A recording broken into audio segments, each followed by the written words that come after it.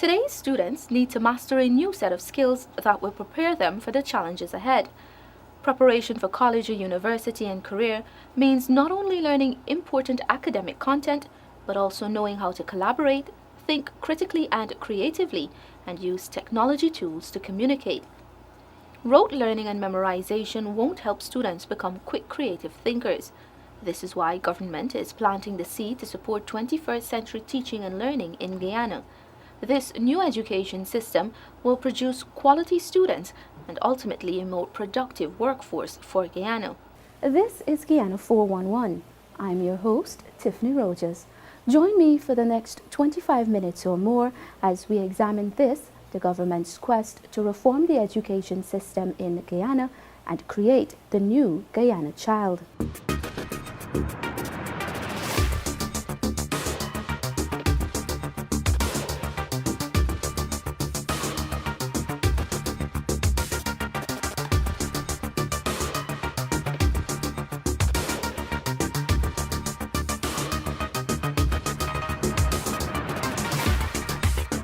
In both developed and developing nations, young people have become increasingly reliant on social networking technologies to connect, collaborate, learn, and create, while employers have begun to seek out new skills to increase their competitiveness in a global market. Our education, meanwhile, has not changed much. For the most part, our education system has yet to revise the way it operates to reflect current trends and technologies. Indeed, the 21st century has brought new challenges for Guyana's education system. This even while the search continues for solutions to existing problems facing the system. The complexity of challenges, however, demands a bold and timely response if the country is to stay up to date with the highly technological global economy of the 21st century. President David Granger at a recent forum noted the frightening possibility if the country does shift its education philosophy and policy in response to the emerging socio-cultural, economic, and political needs of the 21st century. We are in a race between education and catastrophe. And if we're not careful, we'll end up in catastrophe. So you have to keep on running. Last year when I spoke to you, I reminded you what Ban Ki-moon said. Usain Bolt doesn't stop running at 50 meters. And you have to continue running because you're in competition against ignorance and competition against catastrophe. During its campaign for office, the APNU-AFC coalition placed great emphasis on a solution to the nation's education problem. The coalition had pledged to place education reform on the front burner if they were to attain office. Minister of Education Dr. Rupert Roopnaraine explained the coalition felt a holistic transformation of the nation's education system was necessary since past incremental and evolutionary approaches had failed to bring long-serving solutions to the more serious problems plaguing the education system. That declaration really had to do with the fact that we feel very strongly that if we're going to fix other areas of governmental activity, we have to fix the education system, because education is at the heart of everything that we do. The other ministries will perform, I believe, as well as we perform in the education ministry. So we take it very seriously, and our ambition in the Ministry of Education. Based on this premise, on assuming office, the coalition quickly began the quest of fixing the education system in the country. The journey commenced with a diagnostic phase of determining what exactly needs to be fixed and how it will be fixed. Dr. Rupert Roopnaraine explains why he first insisted on a statewide audit of all the schools in Guyana. Some of the work we have to do, I believe, is urgent. So the sooner we can get started, the better. But I don't want to start in a higgly-piggly fashion. I want to start systematically. Okay. And I can only work systematically if what I'm attempting to do, which essentially is to implement a national educational reform program, if that reform is going to be evidence-based and data-based. So I need to accumulate the data, I need to accumulate the evidence before I can really begin to think about the formulation of policy. This audit took 2 months, and the recommendations coming out were filtered into a commission of inquiry into the state of the country's education system that was later deemed necessary. The COI fits into the diagnostic phase of identifying the education system's strengths, weaknesses, opportunities, and threats. Chairman of the COI at CESA and former Chief Education Officer explains that it is the mechanism which is being used to interact with the stakeholders for them to help in the process of identifying what they consider to be the problems, the deficiencies, the shortfalls of the education system, and also to indicate what they think could be the solutions. The COI is not the change agent, so to speak. The COI is the organization or the agent to inquire and make recommendations. Some of these recommendations will definitely be recommendations that come from the people with whom the COI would have interacted. So we, as members of the COI, will make the recommendations, having listened to the people, and we will ensure that the minister understands. We'll also give some details, and we are expecting, we are hoping, we are praying that action will be taken on all the recommendations we make. The COI will wrap up in a few months. At the end of the COI, the Minister of Education is expected to make an assessment of the recommendations and seek to prioritize so that focus can be given to those areas in the education system which require urgent attention and need. But even as the country awaits the report of the COI, greater attention is now being paid on addressing some of the known issues confronting the country's education system.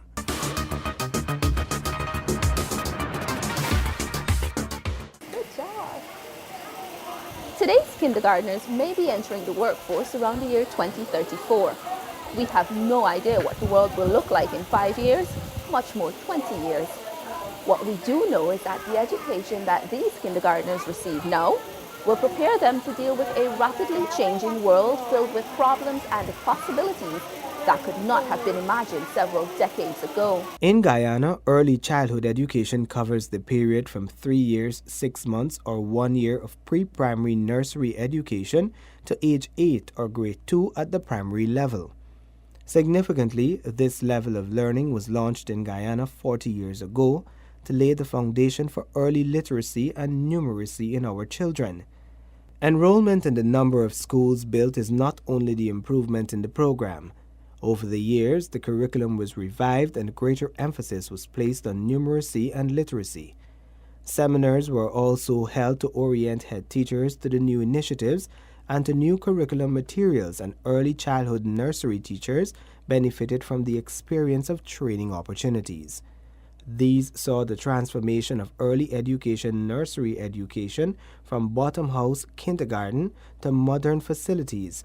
Early childhood nursery specialist Dana Waite says, Traditionally, nursery schools were on the bottom houses. Now we have beautiful structures. We are not exactly where we want to be, but we're getting there. We have several schools built at to CARICOM standards, and we have schools that have ramps. We have schools that have mirrors that encourage instruction and supervision from our head teachers. We have schools built with child-friendly furniture, screens that are appropriate for the children's height. We have materials that are age and grade appropriate. Despite the strides made, today as the government seeks to reform our education system, the country's early childhood nursery program must go further. It must do so if we want to guarantee the sound foundation is laid for the education of our children, for their future, a future with problems we cannot envision. In order to achieve this, the curriculum has to undergo further revision, and the first 2-year nursery education program for early childhood nursery teachers has to be made compulsory. The latter is a must, as 50% of the teachers at the nursery level are still untrained. Further, the proportion of untrained teachers is much greater in the hinterland and the riverine areas. Another very important issue to be addressed is ensuring access to this program to those of our children who are from very poor or isolated communities or have special educational needs. Early childhood nursery specialist, Ministry of Education, Dana Waite says, The nursery sector is not perfect, and there are many things that we're working on that we want to improve on. And one good example would be to ensure that each school has a ramp so that there's access for children who may need that particular means. We're also hoping that we can have schools that are larger so that we can have enough space for each children, because some schools are overcrowded. Not many, of course. In the hinterland areas, we hope to have schools built, new and schools built, so that we can have children who are living in particular regions that are difficult to get to schools far away from them can have easy access to those areas. All of these problems, however, will be addressed in the education reform. Work to this effect has already started, and with support from local and international agencies. With backing from the World Bank through US $1.7 million, government has launched the Guyana Early Childhood Education Project. This project focuses on improving emergent literacy and numeracy outcomes at the nursery level and primary grade 1 in hinterland regions, and targets remote riverine areas. It builds the capacity of nursery and grade 1 teachers towards improving their quality of instruction. The project also caters for the improved supply of teaching and learning materials. The Ministry of Education has also undertaken a number of literacy initiatives to reinforce the importance of laying the foundation for early literacy. Initiatives such as the recently launched literacy clinics.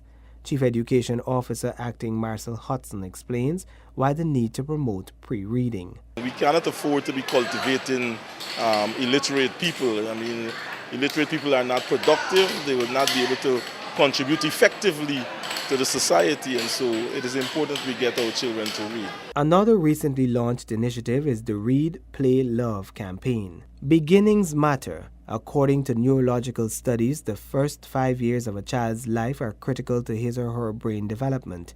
8% of synaptic connections are formed during this stage of their lives. It means that children would miss huge learning opportunities if they do not receive adequate forms of stimulation and attention during this rapid phase of development.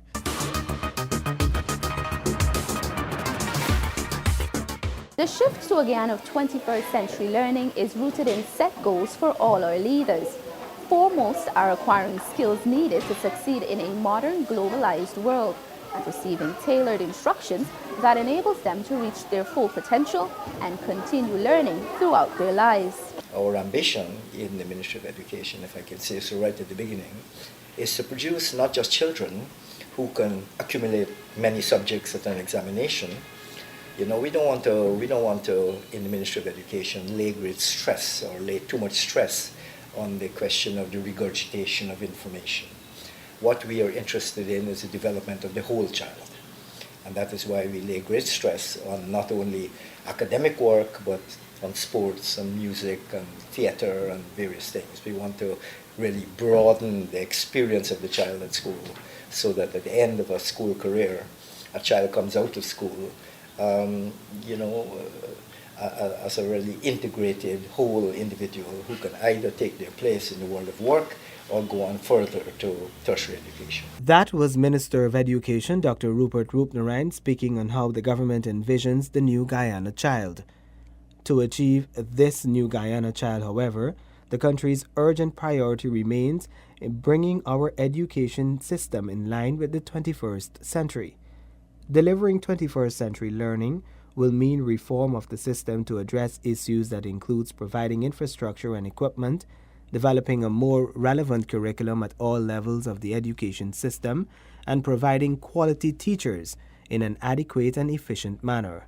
Whilst the COI, as mentioned earlier, will make recommendations as to the way forward, government has already begun working to address many of these issues. President David Granger explains that work has begun to construct 21st century schools and repair existing schools. Each school must provide the environment for learning. And that is why this year and next year and every year, this Ministry of Education will continue improving and repairing schools, rehabilitating schools. Some of them were built 100 years ago by the Methodists and the Catholics and the Anglicans and the Presbyterians. Many of those schools need repairs, and that is what the ministry is doing, so that they could be modernized. But in addition to that, the ministry is building new schools. In addition to building 21st century schools, focuses also on providing the equipment and materials that support 21st century learning, the president says. We want to make sure that every single school in Guyana has an assembly room, and that assembly room has a stage. And every year you could put on dramatic productions. You can stage plays. Every school must have a dining hall where children can have their lunch. Every school must have a gymnasium so you can become fit and pretty like these dancers. You like that, eh? Every school must have a playground because it's when you're young you develop your skill in sport and athletics. Every school must have a functional science and computer laboratory. So these are the things we want for schools, because each school is important and each student matters. Government aims of constructing and expanding the schools also focuses on changing the system to allow for equitable access to learning. In this new system of learning for the future, Minister of Education Dr. Rupert Roopnarine says particular focus will be on ensuring that our children in the hinterland areas and those in riverine communities have access to the same standard of education offered to their fellow students on the coastland. Equitable access to education will also cater for those students with special education needs. One of my big problems, which I identified in the budget presentation, and which I continue to feel, is that we still have not managed to close the gap between the hinterland and the coast in relation to delivery of services, delivery of education, and so on. So my own feeling is that we want to work very hard to ensure that that gap, that we do close that gap, that the hinterland schools, we expend more energy than we are presently expending to ensure that the hinterland schools are brought completely on a par with what is being provided on the coast. That is, as I say, ongoing work, but I think that it's important that we get it done. In addition to ensuring these students access to education, the government has also rolled out a number of socio-economic support programs to ensure that these and other vulnerable students' attendance in the classrooms. This support is being provided through such initiatives as the 5Bs program, the expansion of the hot meal program, the increase in the school uniform voucher, and the provision of footwear. One of the significant problems affecting the transformation of our education system into the 21st century has to do with the fact that our system continues to reinforce traditional approaches to learning. A system that allows for 21st century learning will require the country to adopt new methods of learning. Minister of Education Dr. Rupert Roopnarine warns that the teachers will have to abandon that rote method of drilling our students to take tests and pass examinations. There is a notion of education which is called the banking system, where you treat children as you do an empty vessel, and you are going to fill this empty vessel with presumably information and so on. This, I believe, is a long outworn idea which mercifully has been overtaken by better notions of what education should be. What we want to emphasize is that the task of education is to bring out what is inside of the child, to nurture what there is, to strengthen what we find. And this, I believe, as educators, remains our primary task. The focus on curriculum will not only see the shift from traditional emphasis on rote learning of a body of knowledge, but also promised is the integration of reintroduction of several subjects, in keeping with development of a well-rounded new Guyana child who can confront 21st century problems. Additionally, government has pledged to make changes to allow for the reintegration of teenage mothers into the classrooms, and for music and sports, including physical education, to be taught in our schools. The reintegration of sports into the curriculum will not be without its challenges, says Minister within the Ministry of Education Nicolette Henry, with responsibility for youth, culture, and sport. Getting sports rolled out in school requires a number of steps. One of the steps is to ensure that the teachers and coaches are so trained and equipped to roll it out. And therefore, that will involve, of course, recruitment, training, and placing of the technical persons, whether they're coaches, whether they're teachers. It also involved, to a great extent, collaboration between the Department of Sport and mainstream education. As you know, prior to 2015, Youth, Sport and Culture was a standalone ministry, separate from education. Now the two are integrated. And so as we integrate the two areas, that in itself is one of the measures to ensure that there's a seamless networking and transition of sport into school. The curriculum reform at the post-secondary level has also begun and is focused on bringing the technical skills taught at the institutions in line with the global demand for skills and international best practices. Deputy Chief Education Officer Technical Patrick Chinadu says the Ministry of Education has been inviting the industry movers and shakers to work with them in reshaping and reforming the curriculum taught at the technical institutes. Unlike when we do curriculum here, we just sit down as educators and we write a curriculum. That is no longer the case. We will invite the industry, for example, in our automobile industry. We invite those industry we think or we know are operating and practicing in that industry. We call them, we say, guys, we want to develop a level 1 and level 2 program for this in this area. What do you think are the set skills that are needed for somebody to operate, let's say, for example, an entry-level technician? People are increasingly relying on digital information in the workplace, in commerce, or even at home. However, the experience of teaching and learning has been relatively less affected by technology. This is not that our schools have not advanced technologically.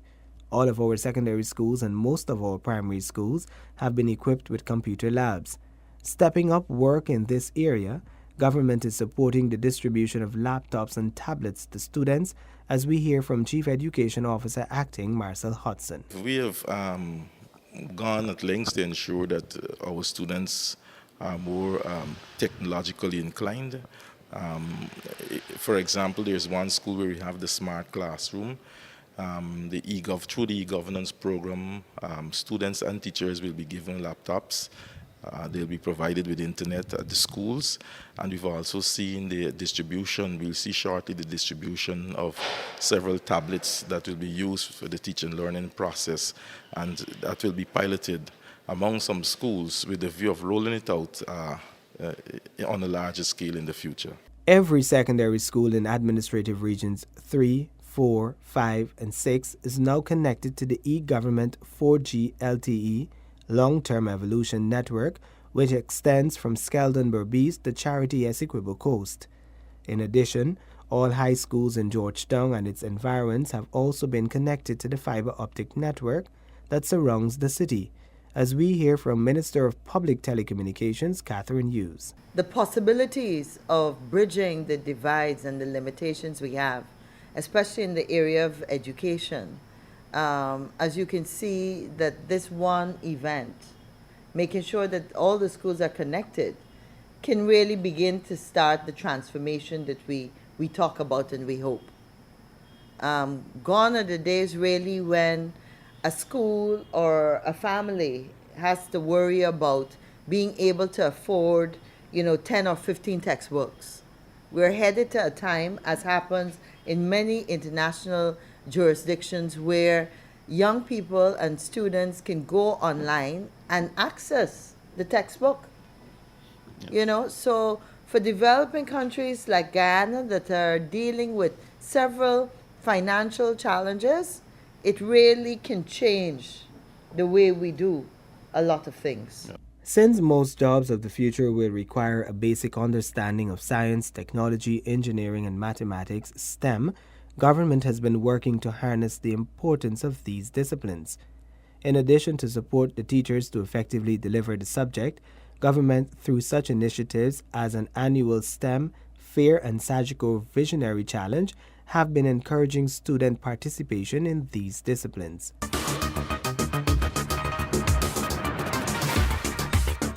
There are many groups of people who have important roles towards ensuring our country's education system is propelled into the 21st century. To ensure a well-functioning new system, all of these groups of persons must know their part.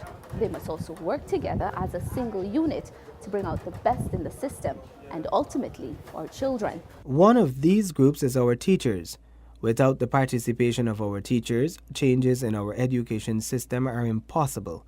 A generation ago, teachers could expect that what they taught would equip their students with the skills needed for the rest of their lives. Today, teachers need to prepare more rounded students for change now more than ever, for jobs that have not yet been created, to use technologies that have not yet been invented, and to solve social problems that we just can't imagine. That's a long list.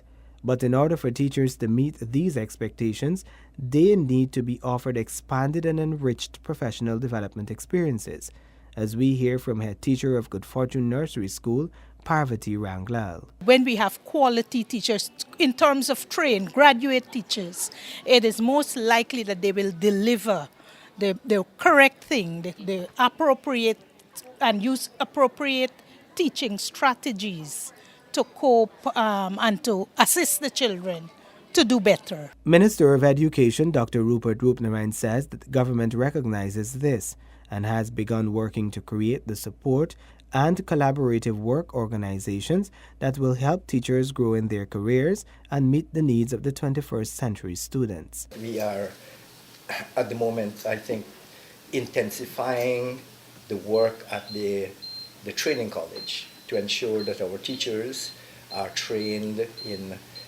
what I think of as new methods, so that a lot of emphasis, I think, has to be placed on teacher training. This for us is very key. We want to ensure that when teachers are in the classroom, they are in possession of the skills they need to manage that classroom, to impart knowledge, to stimulate curiosity in the child. These are the things I want to see. As I say, I'm very happy when children are passing their examinations. Who would not be happy? But to my mind, the development of the whole child remains my really abiding ambition as far as the classroom is concerned. And I think that to reorient teachers to this idea remains an ongoing challenge. Because teachers are, essentially brought up in the old system and that kind of thing, to get them to really understand what we are about in relation to that overall development is something that I feel is an ongoing challenge and something we have to keep working at. Government is using these programs as the Caribbean Center for Excellence for Teacher Training Program and the Basic Education and Management Program to ensure the active participation of the teachers in the education reform process. Projects like the World Bank's US $5.12 million funded Improving Teacher Education project is being utilized to improve the effectiveness and efficiency in the delivery of quality teacher education. In addition to targeting improving the quality and efficiency of teacher, education delivery also caters for building human resources and capacity for more effective teaching and learning. Other projects have the objective of the professional development for the teacher to deliver new curriculum in keeping with the 21st century. In addition to embarking on a new ICT in Education project, in service training for teachers, government is supporting the teacher with a laptop. President David Granger handed over the first laptops a few months after taking office. Government also continues to meet with the Guyana Teachers Union towards agreeing on concessions and payments for the teachers. But teachers are not the only stakeholders.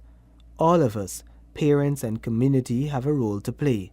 Teacher Guyana Nursery School Yolanda Robertson says the act of parenting is complementary to the system. In some areas, you have parents they would support, and it aids in everything that the school is doing because it's a partnership. Because the parents they play their part, the teacher, they play their part. But in some cases, you find in some areas, the parents, they are not as literate. So it's a hindrance to the children, it's a hindrance to the teacher, because when the child comes to school, whatever the teacher has taught them, that is all they go back with. That is all they come back to school with. So there is nothing extra. So that teacher or teachers now, they have to see as much as possible where they can assist the child. To support the parents in playing the role before introducing new programs, government has been consulting them and other stakeholders. The government has also sought to resuscitate the parent-teachers associations across the nation's schools and increase the number of student councils to further support the parents to play their part. A new PTA secretariat is soon to be established. This will ensure a line of communication through which the concerns of the PTAs can be channeled to the Ministry of Education for action. The PTA coordinator for that secretariat has already been hired. Another stakeholder that government is working to bring on board is the private schools operations. In line with this, a coordinator of private schools was recently appointed to regulate the involvement of these essential stakeholders in the education system.